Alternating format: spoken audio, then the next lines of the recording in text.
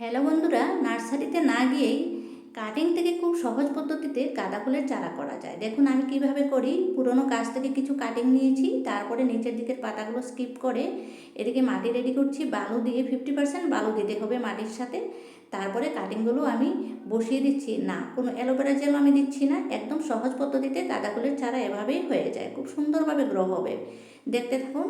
তারপরে একটু জল দিয়ে আমি 2-3 দিন রেখে দিলাম ছায়ার মধ্যে। তারপরে যখন গ্রো হয়ে গেলে দেখুন কত সুন্দরভাবে গ্রো হয়ে রয়েছে। প্রত্যেকটা কাটিং আমার কাজে লেগেছে। দেখুন আমি উঠিয়ে উঠিয়ে দেখাচ্ছি কি সুন্দরভাবে শিকড় বেরিয়েছে। আপনারা যদি আমার নতুন চ্যানেলে নতুন এসেছেন তাহলে অতি অবশ্যই আমার চ্যানেলটাকে সাবস্ক্রাইব করে দেবেন। এদিকে আমি মাটি রেডি করেছি, পট রেডি করেছি, শুকনো গোবর সার দিয়ে মাটির সাথে, আর কিছুই নয়।